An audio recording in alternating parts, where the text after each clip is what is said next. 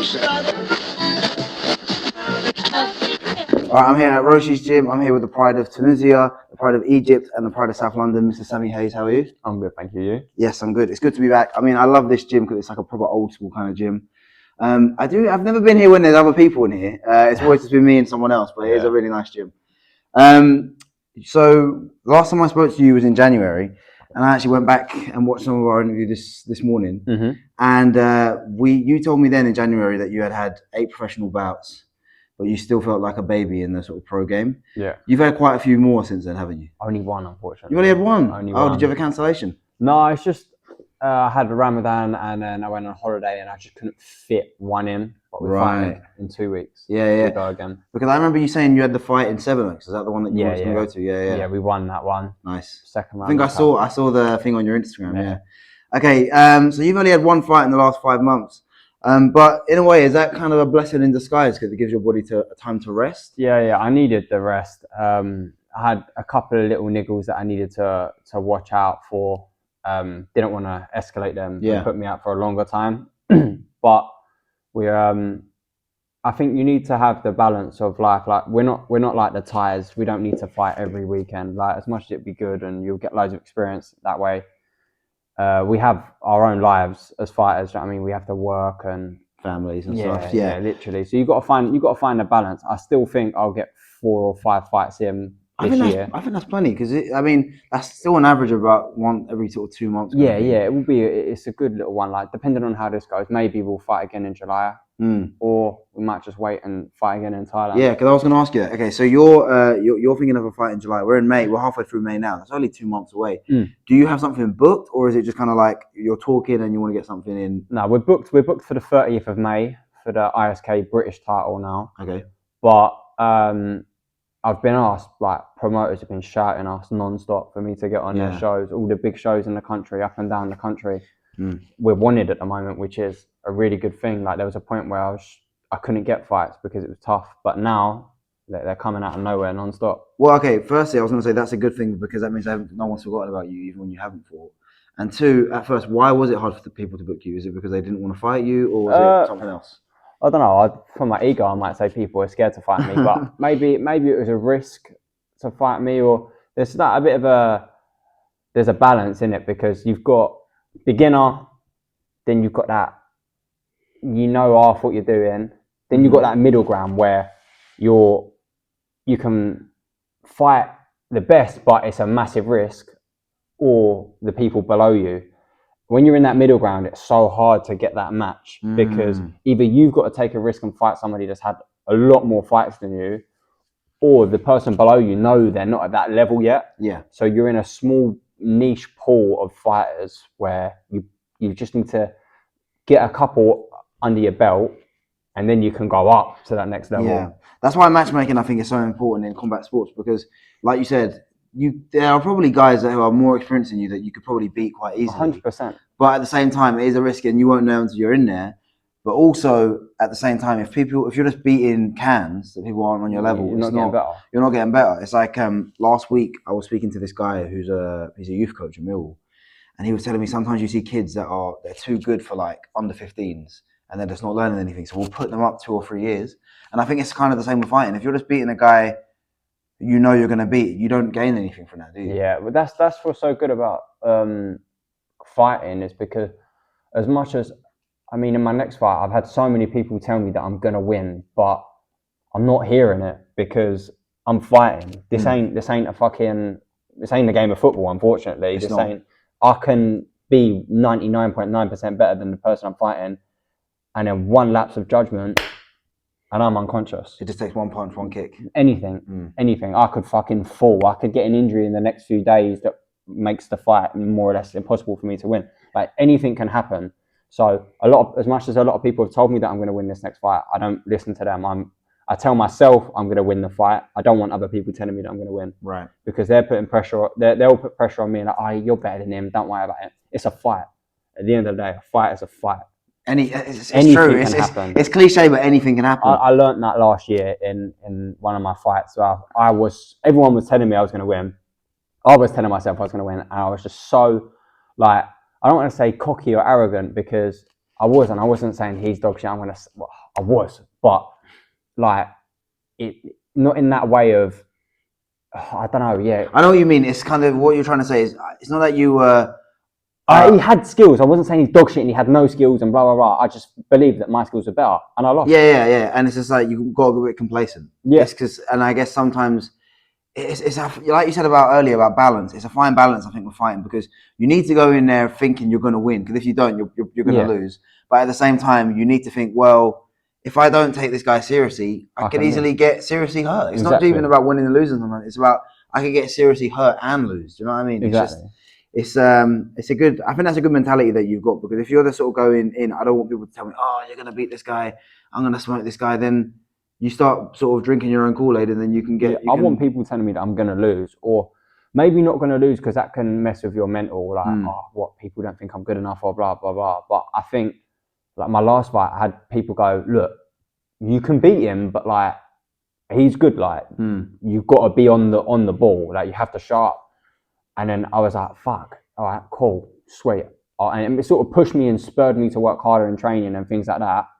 But on the fight night, I was so fueled with people commenting things on social media and things like that, that I wanted to just shut everyone up. And I did. And this time, now it's the other way around. People are telling me, you're going to win, blah, blah, blah. That hasn't taken my foot off the gas. That's good. As a matter of fact, there's been points in this training where we've overtrained in this camp. Okay. And picked up minor, small problems, but thank God now it's been fixed. We're ready to go. Like, usually in my camps, I peak really early. Yeah, I remember you saying that last time. I peaked like 2 weeks early, which is absolutely stupid.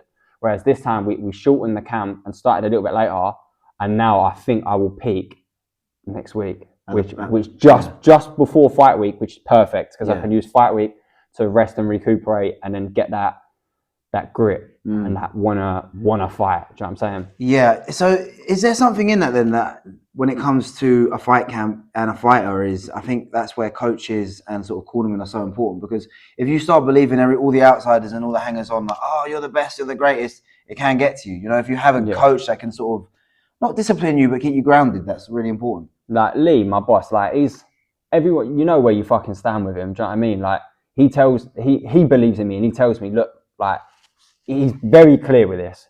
He goes, look, you show up, you beat anyone. You beat anyone. But the hardest thing is showing up. Because there could be a day where you just go, your body or something just goes, nah, you know what, today. Because you have bad training sessions. Do you know what I mean? And if that fight day falls on one of the bad days, it could get peak for you and you can still lose. He makes me very aware of that shit. He says, look, if you show up, you're going to win. If you don't, you still might win, but it's not good for you. Do you know what I'm saying? He's open and honest. He's always taught me a brave coach is a bad coach. He hasn't put me in fights or situations where it's a 90 to 10 that my opponent's going to win. Do you know what I mean? He fair matches me as much as he believes in me and thinks I can beat anyone in the country. It's like, he's not a bullshitter. Like, you get a lot of brave coaches that are all ego. He's my fighter. I coach him. He's going to beat anyone. No, Lee gets it as in, he knows my talent, he knows my skill set, and he knows my work rate, and he knows that I've got the ability to beat anyone if we show up on the night. Do you know what I mean? And also, I think that's a great point. I think what's good for a coach and your coach is to know, obviously, that your fighter isn't perfect. Like you said, because everything can go right until the day of the fight, isn't it? Anything can happen. And like you said, I think the mentality thing is so important.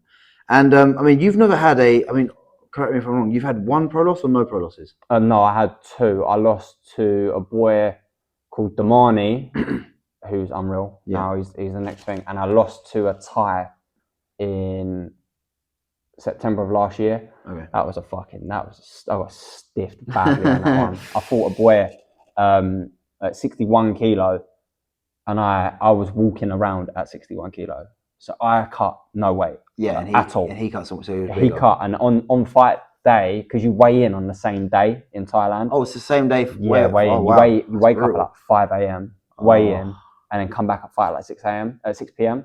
That's brutal. And when we got to the medical room, me and my opponent, I weighed in again, and I was like 61.4 after like filling my boots, eating and drinking. Yeah. and he was at 66 point something. Wow. Oh, bruv. So he's like a stone heavier than He you. was fucking massive. Like, I was taller than him, but I Yeah. am the most people that I fight. But fuck me, he was. Especially Thais, because they're not exactly the tallest people, No, are they? Yeah. mate, he was a little unit, and get this, yeah, jokes on this. He was 21-0, 18 coming by way of knockout. Oh my God. I never knew that before the fight. And you think anyone that listens to this will go, "What? Muay Thai? That's fucking bullshit." I've got receipts. Why would that be bullshit? Because you usually lose in Muay Thai. You Yeah. can't, it's hard to 20 fights undefeated is ridiculous. Even at that level, you're at that okay, level. yeah. He was young. I think he's only like 17, 16, it could be any age, anywhere 16. And they're fighting 17. from young in Thailand as well. Do you know what I'm saying? But he's just pure aggression. Like that geezer I fought just walked absolutely forward. Headhunter. And yeah, it's like, and then headhunter, he just made me work past my point, and that was fucking horrible. But did you lose a decision? No, I got stopped. I was exhausted. Okay. I was exhausted. A lot of people, and at first I used to be ashamed of, somebody knocked me out. Like, I wasn't knocked out. I was exhausted, and I'd argue that's worse because he pushed me past my point where I couldn't continue. Kind of like, not to say you quit, because I would never say. No, if I could quit, I wouldn't quit. There was a point, every fighter has it, where shit ain't going their way, and their thought goes, should I just get out of it? And I didn't. Like, I got dropped the second time. He kneed me in the bollocks. And then that's a low blow. No. But in Thailand, they don't give a fuck about that. What, is that not against the rules in Thailand? It is, but the ref deemed it as a knee to the body. Okay. So I went down. It didn't hurt. I just knew he kneed me in the bollocks. So I was like, right, I'm going down. I need a second here. Ref was like, no, get up. Oh my God. Like, allow it. Allow it. I mean, that is the only thing that I would say about. I've heard people that have trained in Thailand and fought in Thailand that sometimes, because obviously if you're fighting a Thai, I think your mate Charlie was saying to me, if you're fighting a Thai, not that it's fixed or anything, but the odds can be stacked against you, like with little things like that. Oh mate, he kneed me, and then obviously I went down looking for a rest because I was exhausted, and I was thinking, what I was fuming, and obviously I knew that now that round's going to be a 10-8 if you're pointing. Because you got dropped, yeah. So I tried to swing it out a little bit more, and he comes steaming forward and hit me with a right hand, and then that's why, because he was coming forward, I sat down, and I was like, he hit me, it didn't even hurt, and I sat down and I went, oh, I don't want to do this anymore. I was like, I know I've got nothing left. I didn't want to look at my corner because I know my Thai coach would kill me. And everything about Thais, your heart is everything. You have to have heart. Otherwise, nothing. Like they'll say, Muay Thai is all about heart. I was literally at this point, hands on the floor, about to get myself up. And then I was thinking, just fucking go at him. Just go on your shield, throw elbows, throw everything you've got. Because I know for a fact, there's still another 2.5 rounds to go. So that I'm not making 2.5 rounds. It's physically impossible because he's not slowing down. I'm slowing down. Yeah. So I was like, fuck it. Because literally about the round before, I dropped him with a head kick. No, I wobbled him with a head kick. He was on his way down but stayed up. So I was thinking, I can get him. I can get him. It's possible. Yeah. But he comes steaming at me. And that's what I was, bro, and I tell you, I was throwing elbows. I was spamming buttons on the control, spinning elbows, teeps to the face, like non-stop. Like I was having it. And it was only a 15, 20-second burst. And then he got me in the clinch and then broke my posture. And he broke my posture. I was like leaning forward. And then he was kneeing me, but pushing me out the ropes at the same time. So I was like hanging out the ropes here. And then next thing I looked back, I didn't quit. I went to go and carry on, and the ref had waved it off. Okay, yeah. Which was a good thing. Kind of done you a favour. Yeah, he definitely did me a favour. But to be fair, at least you went out on your shield, because it's like, I mean, I didn't even know that about Thailand, because you're saying that it's all about heart kind of thing. Everything. But I would say what you said earlier is every fighter has their point. Yeah, everyone has a breaking point. And it's not like you didn't show heart before that. That's what my coach said after. He said I showed a lot of heart. He was bigger than me. He had more fights than me. Like everything was against me. Yeah, and you was at a disadvantage. Yeah, and everyone there, because I had Jack, Charlie, and some other Thais. They were saying I was winning the fight, but it don't matter if you're winning the fight. It's about how it ends. And he fucking credit to him, because he was a beast. He did not stop walking forward.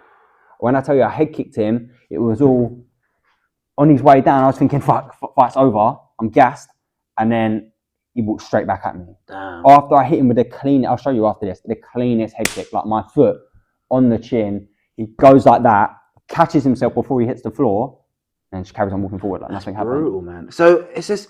So do they not have? Why is that in their sort of culturalness to fighting? Because I would say, I mean, obviously I'm not a fighter, but every fighter has a point and a breaking point. Why do they sort of keep going just to take unnecessary damage? It doesn't matter. You fight till you can't no more, and that's what I did. I fought until I couldn't no more. Yeah. Because you can't have that. You could be the best fighter in the world in every technical ability, blah blah blah, but if you have no heart, there's no place for you in Muay Thai. Yeah, of course. No. It's interesting because you think of Thailand, such a peaceful sort of country, happy sort of people, happy-go-lucky people, and you think they've invented such a brutal combat sport. It's crazy, isn't it? They call it Jai Su. It's like heart. You have to have heart. Honestly, I've watched countless videos where they talk about heart.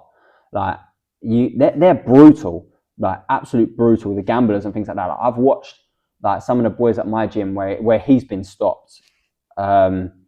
And the comments are fucking slating him. Like this is regular type people, not regular. He's a 16-year-old kid, and they are slating him badly, saying you're a quitter. You shouldn't do this sport no more. Just absolutely slating him. Like quitting for them. If you don't go out on your absolute shield, where they think it's basically do or die. Yeah, kill or be killed. Yeah, if you can't continue, literally you can't continue anymore. Fair enough. Yeah, but if they feel you can continue. Like, when Dubois and Usyk fought, everyone was giving it Dubois. I reckon he could have got up. Yeah. Do you know what I'm saying? Yeah, and when he fought Joe Joyce, people if said they about see his that, eyes. You're in I trouble, bro. had no idea. In trouble. Obviously, I know. I mean, I've heard. I mean, you can just watch from watching Muay Thai. You see how brutal it is, but I didn't realize their culture of like being so. Especially the gamblers, they will lose their mind over. They love gambling out there in Asia. I had 200 grand on my name. What? When I got back to the corner, when I fought that kid. I got back to the corner and I was already feeling like, oh, this is not good. I'm tired. After I hit him with a head kick, so going into round 3, that round before the break, they do this thing where they stretch your legs out, and I was like, my legs were stretching at like slow motion. That's how tired and fatigued I was. Yeah. And then they shouted at me. They say, if you knock him out, 200,000. You 200,000. You take. My God. I was like, oh my God. So somebody had a 200,000 bet on you. So after the first round, because I chopped his legs up bad with low kicks, I thought I was going into the second round. I thought I was going to stop him with low kicks, but he changed his game plan. He went from, because in the first round of Muay Thai you stay slow, and we were slow, but I was just picking away at his leg over 3 minutes, both of them. And then what he did very well was I needed to be at this distance to low kick him, and he changed the distance to there, so I couldn't low kick him properly. Yeah. So he took that weapon away from me, and going into the second round. So after the first round, they said you knock him out, 30,000 baht. I was like, all right, cool. That's like 800 quid. Yeah. Sweet, I'll take that. And then done that, and then come back, wobbled him with a head kick, blah blah blah. Now I'm exhausted because he just chased me around the ring for 2 rounds. In that round, they go, okay, now you win, knock out 200,000. We give you. I said, you keep. We know you keep.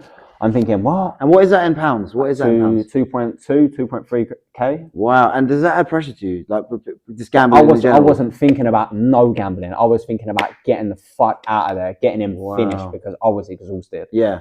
Honestly, I've been tired in fights, but bloody hell. Would you say that's the most exhausted you've been in a fight? Oh, no, I've been more exhausted, but that was out of me. I was pushing the pace, and I was just swinging. I was just fighting, whereas that one...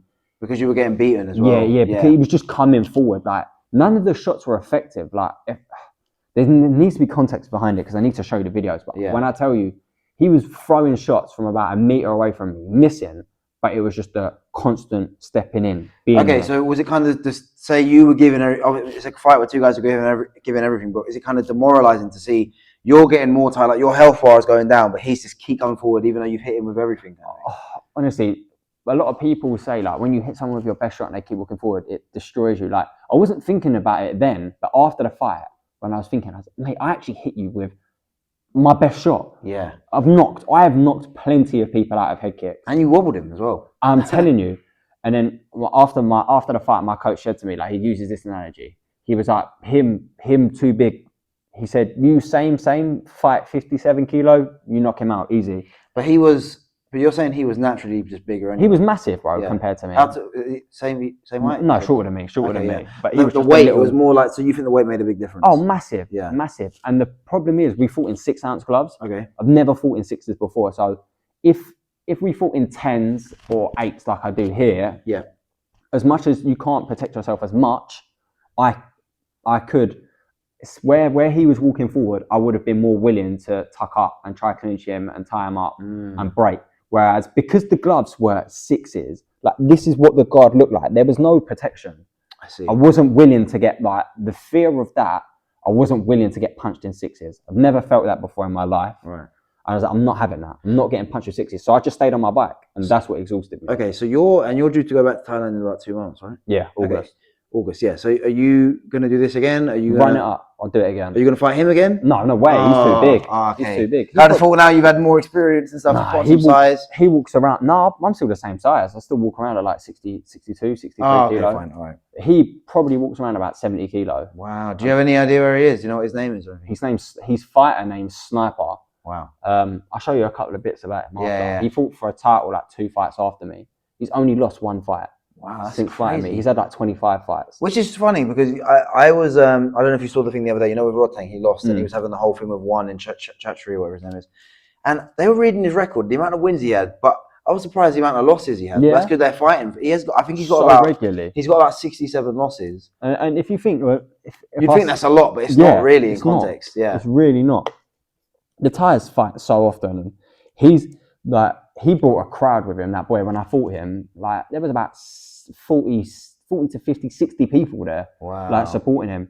And then I had just 4 people on my corner team. Yeah, and you got to think Muay Thai for them is like American football. It's like Sunday League, bro. There's a show every single day in all different stadiums. It's ridiculous, absolutely ridiculous. Mental. Okay, so when you go out there, how long are you going to be out there for in Thailand?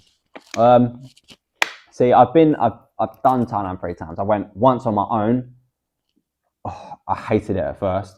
Then I went the second time on my own, and then one of my pals flew out after and met me. And then I went one time with all my pals there, and then my pals left a little bit. And the being on my own is so hard because a lot of people do it, but the gym I go to, there's not many Farang, there's not many foreigners. Okay, it's just Thais. It's majority Thais, and it's hard to sort of... You occasionally might have some foreigners that are here for a brief time that you can't connect with, and you're on your own. Like for me, I'm not the type of person who'll go, I'll train and then I'm going to go explore or something like that, or make friends. I'm not that guy. I'm going there for a job, and my job is to train, sleep, sleep. That's all my day consists of. So you actually prefer going alone, are you saying? No, I don't. I really don't. It's lonely. Like I get really. I think lonely. I would be the same because I would be the same because you're in a foreign country, different culture. You don't speak the language.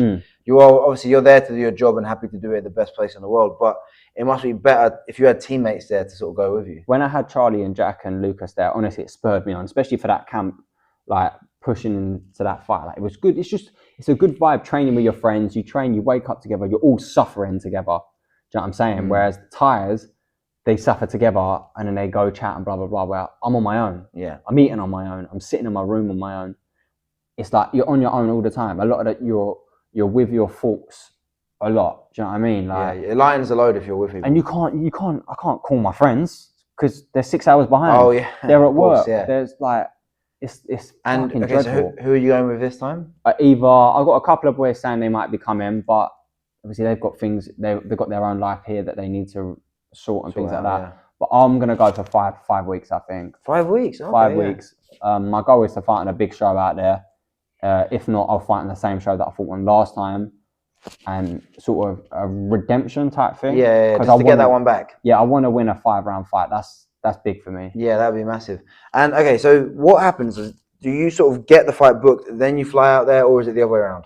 This time I had it booked before going out there because I wanted to fight twice. But this time I'm gonna tell the boss I'm coming, have a little look about more. I want it more to the end of my holiday so I can climb the tires, get Thai fit because that's a different kind of fitness. Okay. and just get ready for that fight because I wasn't 100% prepared. What do you mean by? Okay, I know what you mean, but why is the fitness and conditioning different over in Thailand? Oh, bro, you can't. Is it the humidity? The humidity, the breathing, and just you're training 6 hours a day. You're so much fitter. Is that not too much? No, is it not because overtraining? No, because the way you can rest and recuperate your body, like if I was training 6 hours a day here and working, impossible. But I will train about 2.5 hours in the morning, then I'll sleep for 3 hours. Then I'll train again 3 hours in the evening, and then the next day I'll probably do that 2-3 days in a row. Then I'll do one day of I'll train either in the morning or in the evening, one or the other. Yeah. And then I might do that again. So let's say Monday to Wednesday, I'll train twice every day. Then Thursday, I might just train on the evening. Yeah. So I've got like a long time to recover for Thailand. And then Friday, I might train just in the morning. Yeah, take it a bit lighter. Yeah. And then Saturday, do the double. Wow. And then I get a whole day off on Sunday. So the double would be like you wake up early, do like a hard session, sleep during the day, then do it again in the evening. Okay, yeah. That's fascinating because the amount of people that say they go out and train in Thailand, even just casually. Like I had some of my friends that they were living in Thailand for a couple of months, and they said they did a bit of Muay Thai just it's like ingrained in their culture. It's just mad. It's life. Like it is their life, but it's a living for them. And I wish it was the same here, but I don't because that's what makes Thailand so special. I remember you saying last time we spoke, you were like, oh, you would love to do a show here because I heard somebody say, I've heard multiple fighters say that aren't Muay Thai fighters say that after Thailand, the UK has the best Thai fighters in the world. I think a nationality that scares me is the French. Really? French scares me, man. They are good. I've fought in tournaments here and haven't been matched with a French guy, but watched a French guy fight other people and they fucking slumped. Really? The French? The French, yeah, man. The French are good. And you know what's funny as well with France in all because sports, they get like the bonding. No, they get like the Moroccan and Algerian kickboxers. Yeah. So they get like, I don't want to say foreigners, but like all the people in the diaspora. Yeah. They get different fucking nationalities mixing in with the French. So you get French Moroccan, French Algerian. Yeah. And they're just animals, like absolute killers. You know what's funny as well? Because with France, whenever in any sport they do, they fully back their like people. Oh, bro, don't get me started about these Dagestani guys coming into Muay Thai. Oh, did you see that guy that Joe Rogan was talking about the other day? Oh God, go away! I can't pronounce his name. Oh, he looks crazy. These men need to stay away. I'm sick of these men. I thought I'm not going into MMA, but these Dagestani guys, these wrestlers, they can stay over there. That's all they're good for. Yeah. Now I'm seeing these men axe kick and head kick my favorite, greatest fighters of all time. Get away from me. These Dagestani guys and these Russians. That's probably next. Actually, I lie. It goes England, then Russia. Yeah, but Ukraine has always had a lot of sort of those kind of guys as well. But yeah, they're right. Strong. Like the Ukrainians, I think they're really good at boxing. But yeah, the actual full-blown Russians and Dagestani guys. Yeah, but I feel like they're always going to gravitate to wrestling and MMA. They might have one or two that will do Muay Thai. Now they've got where I say Habib was their shining light into the UFC. Maybe this guy is the shining light into Muay Thai. What is it? Do you know what his name is? Oh, I know. He's got the beard and I can't pronounce his name because I saw a video. I saw Joe Rogan. I think he's fighting Superlek today. This is today, yeah. I think he's fighting. Yeah, I ain't got my phone. He's fighting Superlek today. I saw Joe Rogan talking about him, and I was like, I saw clips of it, and I was like, whoa, this guy moved so light on his feet. He's throwing axe kicks and stuff. It was crazy. These like Eastern European type Azerbaijan countries. The people from the Caucasus region. They've got them. Their techniques are crazy because they don't. The English, we have an aggressive Thai style. It's still Thai, but it's aggressive and it's come forward and hit to hurt. That's how we fight in all sports. Yeah. Whereas these Eastern Europeans, these men have spinny taekwondo kicks and they can hit you from anywhere. They scare me, man. They scare me. These guys. Yeah. And they're getting into it a lot then. These guys from the Caucasus. Yeah, these men are tall and skinny as well. Like, not skinny, but they're tall. Yeah, they're lean. They've got similar stature to me, whereas the Thais are short and strong. Wow, that is kind of terrifying because they're so good at fighting just in general, and they're so. These men have got nothing to lose. Yeah, and that's another thing as well because they live such a life where they're just literally training and praying. They're not doing anything else. These men are literally Thais outside of Thailand. That's literally their only job is to train. Yeah. Whereas us man here, I know John does it as a living, but like I'm sure like we have because we live in a city and like Jonathan Haggerty and fighters like Liam Nolan and George Jarvis, we have families, and when you live in England, I feel like you can't fully tunnel vision Why is Like that? Too many distractions. Yeah, like all the way around through the year. Like John is unbelievable because Jonathan Haggy, he'll go into camp for like 8 to 12 weeks, and that's his tunnel vision. But then outside of that, I think he trains here for fun, but and lives his life, which is I would do the same thing. Well deserved. But these man, I'm feeling these man are going into camp. Well, these cunts are in camp all year round, to be honest with you. Oh, what do you mean like these Dagestani Oh guys, yeah, they don't do anything else. Yeah. Yeah, that's what I'm saying. They don't do anything else. How do we compete with that? I think it's like a culture thing. I guess if we were gonna do it, we would need to be. We're not locking in. We're not doing anything else. No, these men we're just training. Scary. Yeah, they live. That's their lifestyle. They don't party either. They don't drink. No, yeah. They're not partying. They're not chasing women. They're literally just. We got distracted training, here, man. It's yeah. So would you think you would need to sort of not do the same, but you would need to sort of not move to Thailand, but go somewhere else with less distractions and stuff? No, because I'm quite good like that. You are quite disciplined. Yeah, I'm not a drinker. I'm not a drinker. I'm not a smoker. I don't really like parties. I don't go to the pub or anything like that. Like literally, my day consists of my only distraction is PlayStation. But you need to have balance. You need to have certain things away from it to take your mind off it. Do you know what I mean? Mine's PlayStation, my partner, and my dog. With my family, of course. But that's fair enough. I think that's it. You're not partying. You're not drinking. No. I don't think. You know. Speaking of that, I think even if you were, I mean, because I know you're Muslim, but like, I feel like if I was a fighter, I wouldn't want to do that stuff anyway because it was just you're losing little 1%. Yeah, it's just it can be distracting and it can make your body feel bad. And I know boys that like go that they fight and yes, they dedicated so much time and blah blah. And let's go to the pub after the fight. What? Like, the first thing I want to do after a fight is get the food that I want and go to damn bed. Yeah. I couldn't think of anything worse. I've had a fight and gone to a pub after and been there while my teammates are having a drink off. And I just think like when I've fought myself and I've gone, this is not the one. I want to go home. At all. Like I don't get it. A lot of the time for me, as soon as I fight and I finish and I go home, and you got the big high of winning, it's like, bruv, I need to fight again. When am I going to fight again? Wow, okay. Yeah, if to be honest, mate, honestly, I would not be surprised because I've got so many shows on me, like, I wouldn't be surprised. If I knock this guy out or finish him early or whatever, I will call for a fight within probably like 2 weeks. If I can. Wow, okay, if I don't get any injuries, that is probably likely to be my You're ready and raring to go. Yeah, if it goes well. Yeah, I was going to ask you about that because, last time we spoke, you said, I don't know if it's for the last year or two you've been practicing Muslim. So this year with Ramadan, I know you didn't have a fight, but was you training at all during Ramadan or not really? I went on holiday with my partner during the middle of Ramadan, and I was fasting. It was in Egypt. I was fasting there. Oh, right, okay. And come back, but I'd do little things. I'd go for a jog or things like that. But I know fighters and I know man that still train full on during Ramadan. Yeah. I did that the last year where I trained through it, and it was hard, but it's not as hard as people you'd think it is because you know why you're doing it. There's a reason, and it spurs you on even more. It's like a different kind of motivation. Yeah. It's kind of like you said earlier about suffering, but there's like a means to the end. Yeah. Because I've heard some fighters say, like some Muslim fighters say, they will not train at all, like not at all during that month of Ramadan.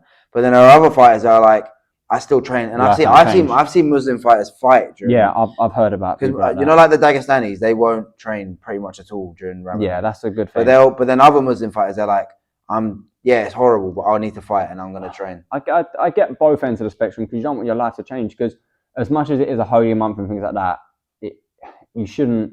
I don't know. It gives you clarity though. Yeah, I didn't train. I didn't train because I did want to spend the month and I wanted to learn more about the religion and prioritize it because it's a priority. It only comes once a year, and next year isn't guaranteed. Yeah, and I'm not Muslim, but I guess it's to do with like washing away sins and learning, get closer to God, kind of stuff. Closer, closeness and things so like that. I guess there's like not one right way. I guess it's kind of your perception. If you think it's gonna help you or hinder you, whatever it's gonna be. Yeah. Okay, cool. Okay, so that's the sort of first sort of summer part of the year. After that, you sort of want to get some more fights or take a break, or is it just like bang, bang, bang, bang, bang? So that this could go one or two ways. Obviously, we win this next fight. That's a massive title to win. Yeah, keep going. I was going to get my water. Keep going. No worries. That is a massive fight to win, and we can really build off it. But even then, you lose. If I lose, it doesn't matter because I'm still going to go on to compete. I will fight I will have 4 fights by the end of this year, minimum. Okay. Minimum. It's all good experience as well. Brilliant. Yeah. I'm gonna fight in Thailand. That's the whole point of going there. And then 5 rounds. 5 rounds. Oh well, 5 rounds or did you not want to do 5 rounds? RWS maybe. I don't know. What's RWS? RWS is like a traditional version of one championship in the fact of I wouldn't say it's head to head because one is more globalized, but RWS is up there. Okay. Oh, it's another fight promotion. Yeah, it's another fight promotion. So maybe like a road to RWS, you could say. It's like you win, you fight on the real RWS. That'd be kind of cool, yeah. Yeah, so if I can get enough, because that's what I was supposed to do last year. But if I can get the opportunity again to possibly do that, I'll do that. And then I might have a massive fight booked in November. I can't talk about it yet, unfortunately. Okay, fine. I'll be asking around November. No, it's a massive fight. Again, if all goes well.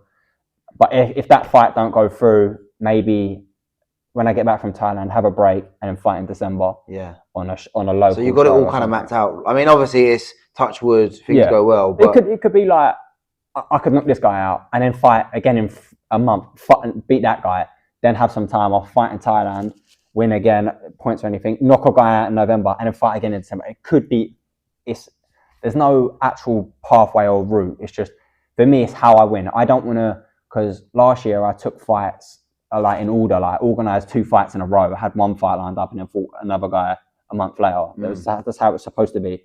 Whereas now it's 1 fight at a time. I don't want to think about another fight. I don't want to talk about another fight until this fight's done. No distractions at all. And when you win, you want to put a stamp on it, like you were saying. It's not just about the result. It's about the performance. No, this fight, I'm telling you now, I've worked hard. I've put a lot of time into this camp. A lot of time, a lot of money, a lot of effort, all these things. I will get the result. I promise you now.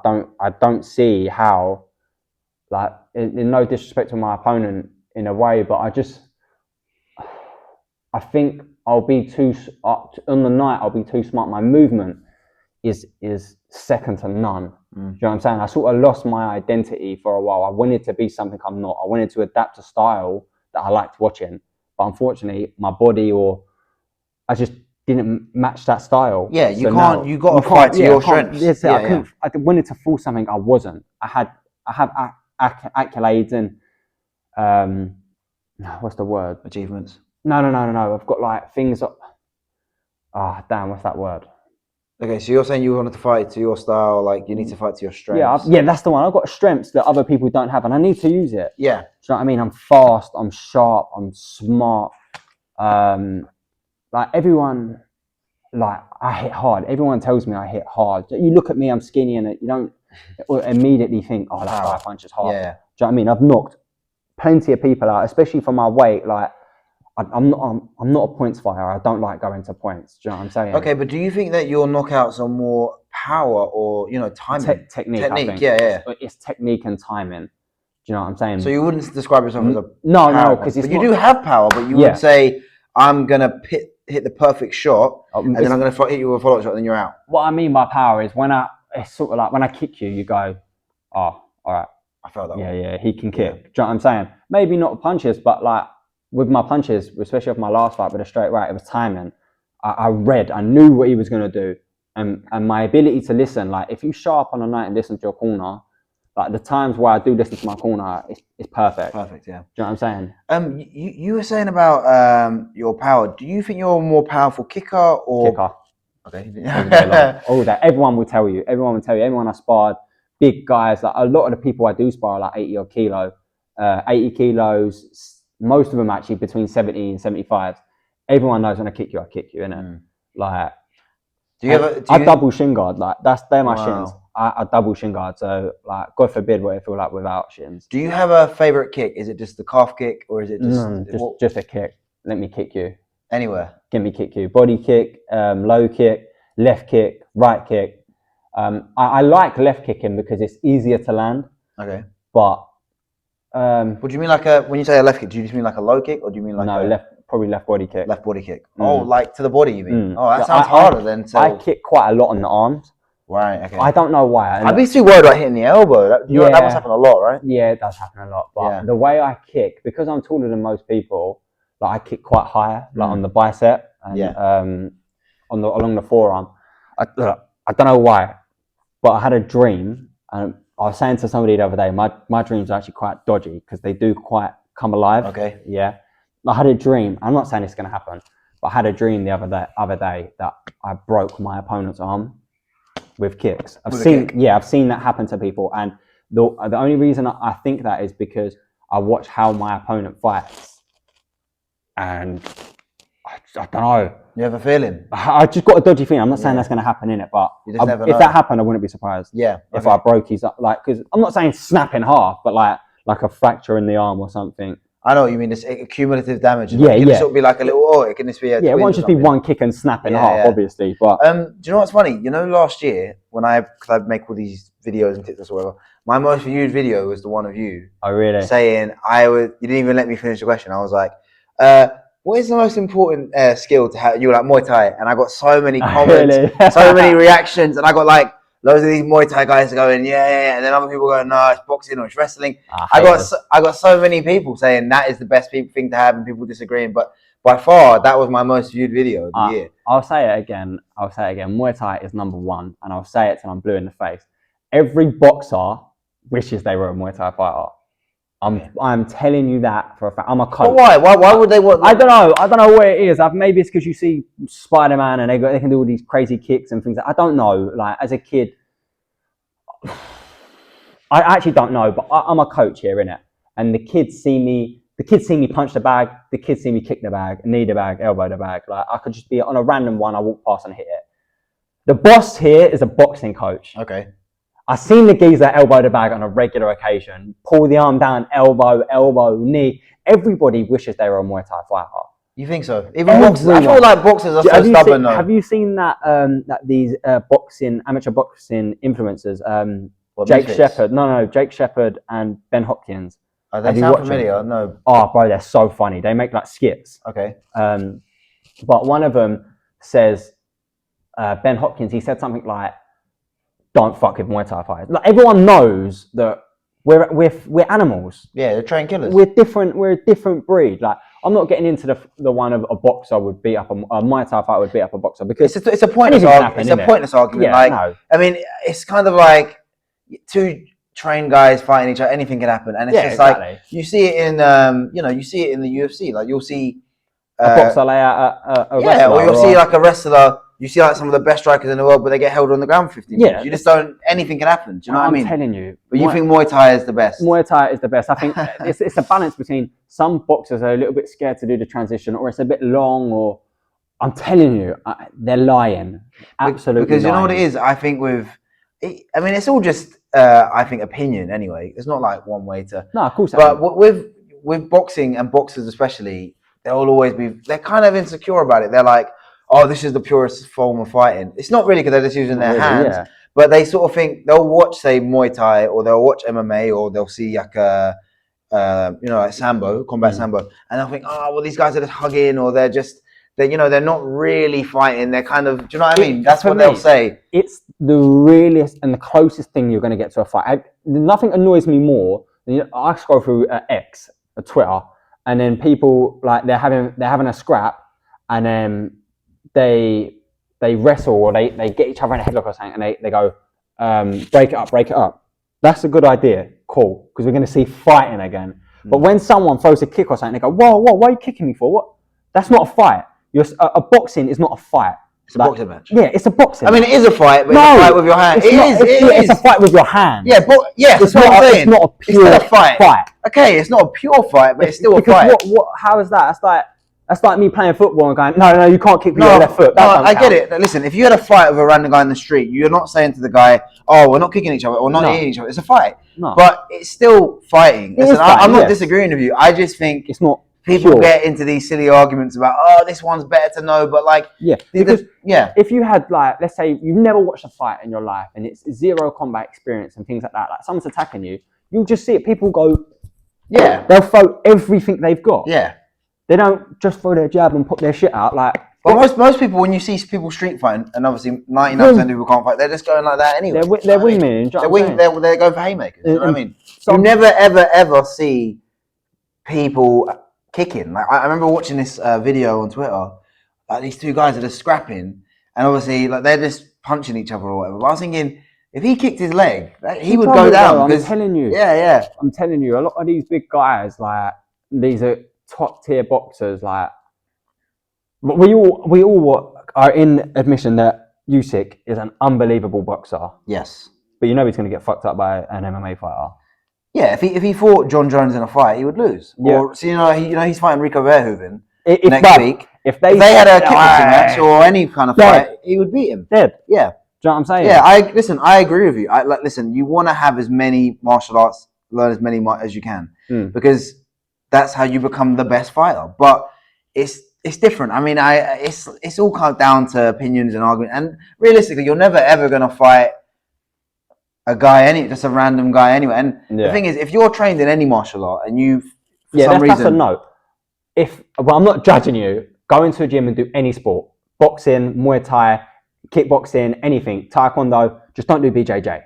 Why? What's wrong with jiu-jitsu? But the thing is, like, let's just say, God forbid, you was to get in a fight with a random person and you're there untrained, but you know any martial art, you're more than likely going to beat them. Do you know what I mean? So it's all just potato. Won't keep you much longer. You know, these skits that you do, what is the sort of inspiration behind that? They're literally they blow up. They're all over my feed. They're true stories, bro. This is shit that happens to me on a regular occurrence in Thailand. I get hit, or obviously there's some niches that ain't specifically happened to me, which is funny. Yeah, but I know it's happened to people, and that's why I can only assume that's why they're doing well. I'm not the funniest geezer in the world. Like, there's nothing I'm doing. But the production is pretty good. You're putting in some effort in there. You know what I mean? Like, I do try. You've got like a career after fighting. You could do like media and TV and stuff. It kills me, honestly. Some of the videos I do when I sit there, like I add like a 0.5 of a second of me like laughing at the end, because I don't want people to take it dead serious. Like, if I could, I need to make a bloopers video, because I'm actually howling. You should. The videos that I do, it really, really cracks me up. Do you do it on like a tripod or something? You just get your phone, or do you get your I got it over there. Oh, nice. Yeah. Literally just on I don't know, one video I did it for the first time because I was really looking this year. I said I really want to focus on my social media and push it and hopefully get more sponsors or more PTs or more people in the gym. And I was looking for all different ways. My PTs, I was videoing them, and on an off chance, I was literally this is the first video I did was a true story. My coach told me to do one elbow, and I did the other, but he didn't make it clear because of the language barrier. Yeah. So he wanted me to throw an up elbow, and I threw that elbow, one or the other, and then he went to hit me, but he didn't hit me. So he went at that, and I just flinched. And I'm telling you, like, I turned my whole head like that. Yeah. And I looked back, and he's just looking at me with his pad in his hand. Like, he didn't even hit me. And I just did that video on a laugh. Like, I was expecting it. I was expecting to get taken a piss out of. Yeah. And then that video got it's now got over 1 million views. But that video straight away got like 300K. I was thinking, okay. And people they must have had that same experience. I was like, all right, cool. Let me play with this. And then now I'm just different now. Honestly, I could be holding pads for someone, and out of nowhere, an idea sprung to me that's happened to me. Yeah, that's good. I think you should keep it up. Do you know what else I think you should do? Because obviously you're quite a good talker and stuff. Why don't you interview other fighters, like in your gym and whatever? Yeah, I know. You just do like you don't have to do it as much as me, but you could do like, I don't know, I'm just gonna do 20 minutes every other week. There's like a random guy, maybe someone you sparred or fought before, like your teammates or even your students or whatever who don't even do it seriously. I think that'd be good, because I see so many fighters that have their own social media and they're consistent with it, or even just athletes in general, and it's really got them places. Yeah, I think you should do it. I don't know with that one. I don't know if I should start a new. No, I think do it all on the same. Do it all on the same. Yeah, because I think you got something there, and then it changes it up, not just the skits, and you could do other videos as well, like just asking people certain things. It doesn't even have to be long form interviews like this, but it could just be little. Because I'll give you an example. Like, you'll see. Like the UFC or other fight promotions or big gyms, I see them go around the gym and they'll be like, "Oh, what do you guys think for the fight this weekend?" Or who do you think will what's the best, I don't know, kick or technique to have people vote in, and you get other people commenting and stuff. Little things like that. You could just do basic 1 minute videos, and you could just blow things up, and it sort of puts your name out there. And I think as well, what would be good as well, because you was talking about, was it RWS? Yeah.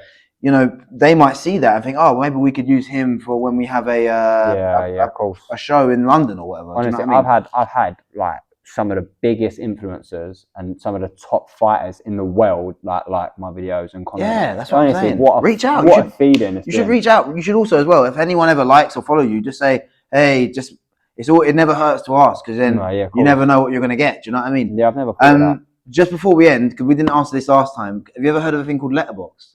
No. Okay, so it's amazing. So Letterboxd is when I was working on Big Brother like a year and a half ago, 2 years ago, this guy that I worked with was like, oh yeah, I'm on Letterboxd. I'm on Letterboxd. So I was like, what's that? They were like, it's this app where you watch a film, you give it a rating out of 5 stars, you write a review, and then it gives it like an average score. Yeah. But when you make your account, you have to say your 4 favorite films of all time. So they'll go to like film premieres and I don't know, say Spider-Man's at the, I don't know, and they're speaking to like all of these big actors. Then they'll have to ask them what their 4 favorite films are on the spot. So what I started doing is asking fighters, who are your 4 favorite fighters of all time? It can be any martial art. It can be any retired, dead, alive. Right. Who are your 4 favorite fighters of all time? Conor McGregor. Yep. Dan Prawanchai. Okay. Alfie Pierce. And Superlek. Wow, you ripped that off the dome quick. Most people are like, oh, I need more time. You ripped that off pretty quick. No, yeah, I'm going to go with them. Just because I don't want to overthink it. I like Conor McGregor because he is a pioneer. He's unbelievable with his shit talk and blah, blah, blah. As a fighter, I don't think he was as gassed up as we make him. It was just more off the mic. Do you think so? No, I think he was. He was brilliant. He was world class. He was, and he got. He could have been better because of just like we were talking about earlier, distractions. Yeah. But the guy was first guy to hold 2 belts at the same time. I think he was world class. Yeah, he was a brilliant fighter, but I think his talking was better than his fighting. I think his talking was as good as his fighting. That's the thing. I think that's coming off a background. That's coming off a view of just because I ain't seen him in a while. Yeah, I mean, I think he, apart from Muhammad Ali, I've never seen anybody talk as well as him. The mic, yeah. Who else has been as good as on the mic? You've got to remember as well, I was at that age of his prime. I never really got to see his prime in. Oh, you didn't see his prime? I was a kid. So that's what got me into MMA, because I remember seeing a video. How old are you again?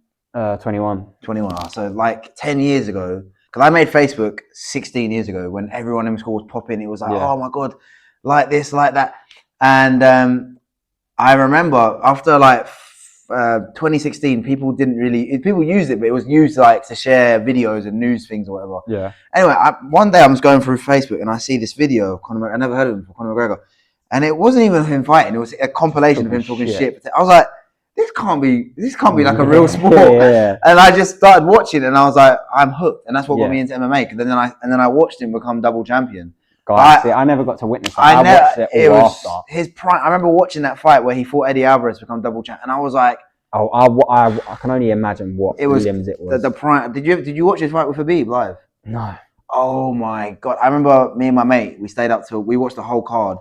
We stayed up till 6 in the morning. Obviously, we're massive Conor fans. Not live. I didn't watch it live, but I watched the build up to it, like they're arguing. Yeah. Me and my mate watched it live, and when I saw Habib jump the fence, I bet it was carnage. So obviously Habib submits McGregor, and then he jumps over the fence, and then me and my friend are literally looking at each other like 6 in the morning. What is going on? Like, it was mayhem. I still can't believe it, but yeah. Anyway, I think that's a great way to end it. Like I said here were the pride of Tunisia, the pride of Egypt, the pride of South London, Mr. Sami Hayes. Thank you very much. Cool. Cheers, mate. Thank you, bro.